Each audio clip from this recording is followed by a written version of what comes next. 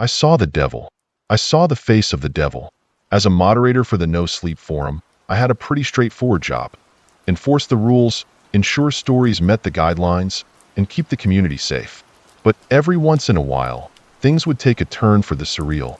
This was one of those times. I had removed a story from the platform, accused of bandwagoning, but it was clear to me that the author was innocent. The accusations were baseless, and I had done what I believed was right. Still, the backlash was fierce. The author didn't take it well. His frustration boiled over into angry messages laced with curses and threats. Then, without warning, a strange chill crawled down my spine, sending shivers across my entire body. The floor beneath me began to crack and moan, a sound like the groaning of ancient, tormented wood struggling to contain something massive and malevolent. The very ground seemed alive, as if it was buckling under the weight of unseen horrors. An intense pain erupted in my chest, like an iron fist gripping my heart and squeezing with relentless pressure.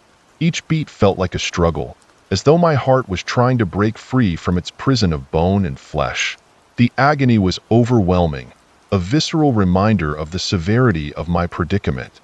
It was as if the very essence of my suffering was being amplified, twisting my pain into something far more profound and excruciating. I turned my head to the right, and my blood ran cold at the sight of a creature lurking in the shadows. It stood tall and emaciated, its pale skin stretched tight over its skeletal frame. Bat-like wings unfurled from its back, their tattered edges barely visible in the dim, flickering light.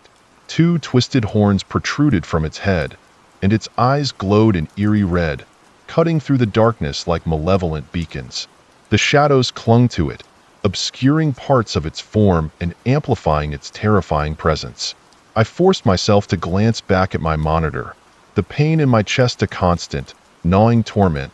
My vision swam, but I managed to read the message that had appeared.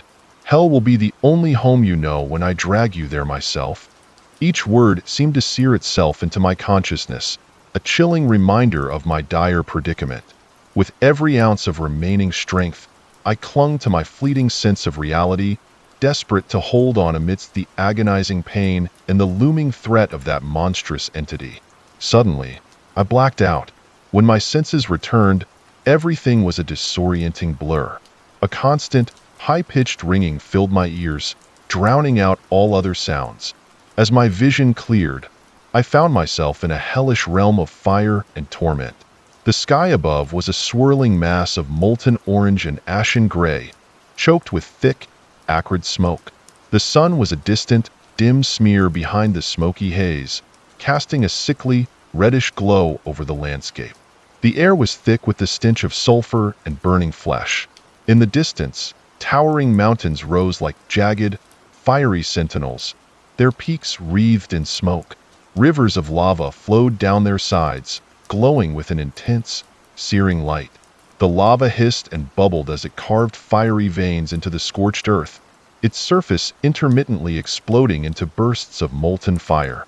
People were scrambling in every direction, their screams and desperate cries echoing through the infernal chaos. They were being hunted by monstrous creatures that prowled the land with relentless hunger, and creatures all around drowning them in fire and flames. The screamers were among the most terrifying. These gaunt, skeletal beings had long, spindly limbs and mouths that gaped open unnaturally wide. Their eyes were hollow sockets glowing with an eerie green light. The sound of their high-pitched wails pierced the air, driving those who heard it to the brink of madness. Their bony fingers reached out, leaving scorched marks on anyone unfortunate enough to be touched. Then there were the chained fiends. These creatures were grotesque, their bodies bound by thick, iron chains that clanged and rattled with every movement. Their skin was raw and blistered, as if the heat of the realm had seared them to the bone. The chains were adorned with rusted, jagged spikes that tore at their flesh, adding to their suffering. The sound of their chains clashing was a discordant symphony of agony. Finally, the infernal hounds prowled the land. These beasts resembled monstrous wolves, their bodies covered in scales that glowed like molten metal. Their fur was patchy and burned away in places, revealing charred skin underneath.